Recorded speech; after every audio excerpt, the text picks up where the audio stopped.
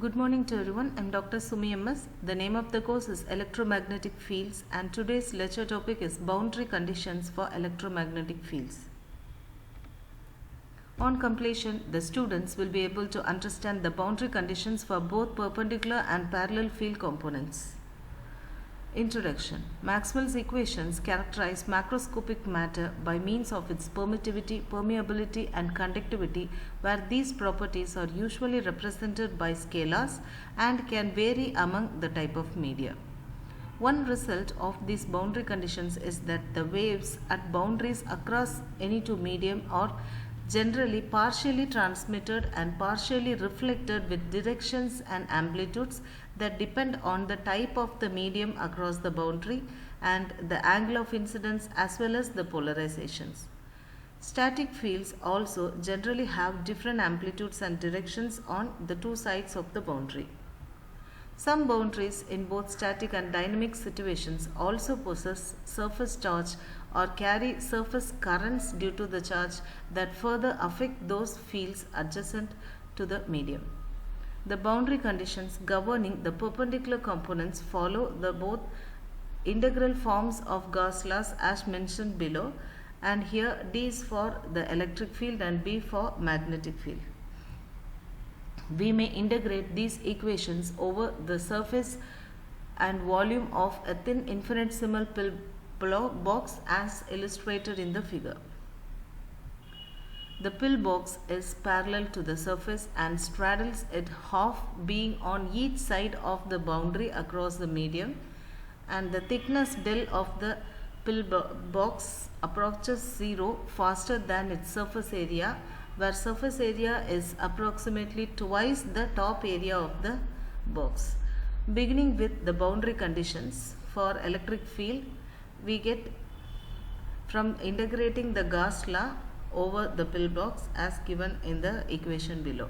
Here rho is the surface charge density and the subscript S in with rho is for the surface charge, distinguishes it from the volume charge density rho. The pill box is so thin, that is del tends to 0, and the contribution to the surface integral of the sides of the pill box vanishes in comparison to the rest of the integral, and only a surface charge q can be contained within it, that is rho is equal to q by a, which is equal to limit rho del as the charge density rho tends to infinity and del value tends to 0. And hence the above equation becomes d1 minus d2 is equal to rho. This is the boundary condition for electric field, perpendicular boundary condition. Similarly, we can also get the perpendicular boundary condition for magnetic field, as Gauss laws are the same for electric and magnetic fields except that there are no magnetic charges. And similar analysis is made for the magnetic flux density, and we obtain the equation as n times b1 minus b2 is equal to 0, which is the boundary condition for the magnetic fields among the boundary for both the mediums. Thus, the perpendicular component must be continuous across the boundary. Boundary conditions for parallel field components. The boundary conditions governing the parallel components follow Faraday's and Ampere's law. Faraday's law is with respect to electric field and Ampere's law is with respect to magnetic field. Here we can integrate these equations around the elongated rectangular contour integration that straddles the boundary and has an infinitesimal area A as in the given diagram. And here the total height del of the rectangle is much lesser than its length W, and circle C in a right hand sense related to the surface normal.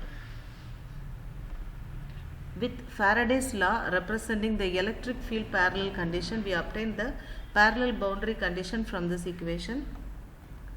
And here the integral over area A approaches 0 in the limit where del approaches 0 too. There can be no impulses here.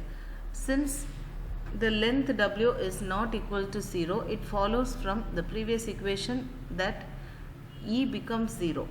So, the boundary condition is obtained for the electric field as n vector times where n vector cross E1 minus E2 equal to 0. Thus, the parallel component of the electric field must be continuous across any boundary. A similar integration of Ampere's law is used to represent the parallel component for magnetic field. And we obtain an equation which is resulting as n into n cross h1 minus h2 is equal to Js, which is the current density.